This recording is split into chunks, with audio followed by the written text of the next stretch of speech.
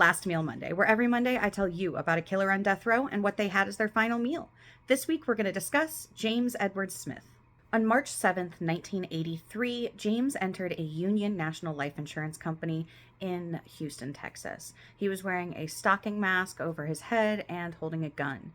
He walked up to the teller window and demanded that the woman behind the window give him all of the cash in the drawer. She was terrified. Instead of doing what James ordered, she actually ran and hid behind a filing cabinet. That's when he turned his attention to Larry Rojas. James pointed the gun at Larry, another employee at the life insurance company, and demanded that he give him the cash out of the drawer. Larry did as James asked, walked over, took the cash out of the drawer, put it in a plastic bag, and handed it over.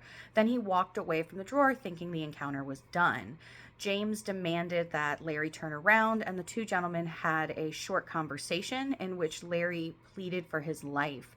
Then Larry reached for a bracelet on his wrist to take it off to give it to James, and that's when James fired 2 shots directly into Larry's chest. After firing the shots, James turned and fled out of the building, but 2 of Larry's coworkers pursued him. They started chasing after him through a field and then eventually into an apartment complex where James turned around and started firing at his pursuers. Luckily, he didn't hit any of them. That's when he tripped in the street, fell over, and was eventually subdued by more people who began chasing him.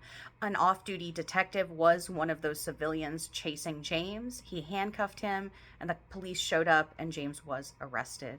Unfortunately, 44-year-old Larry Rojas did pass away at the hospital a few hours later due to the gunshot wounds to his chest. As I mentioned, James was arrested and charged with murder. During the jury selection for his trial, he was able to escape the courthouse for maybe an hour because the Houston Police Department caught him a few blocks away and just lugged him right back. He eventually went to trial and was found guilty of first-degree murder and sentenced to death. James was put to death on June 26, 1990, by the lethal injection.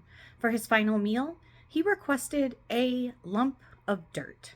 The warden said no, so instead he had plain yogurt. And that brings us to the end of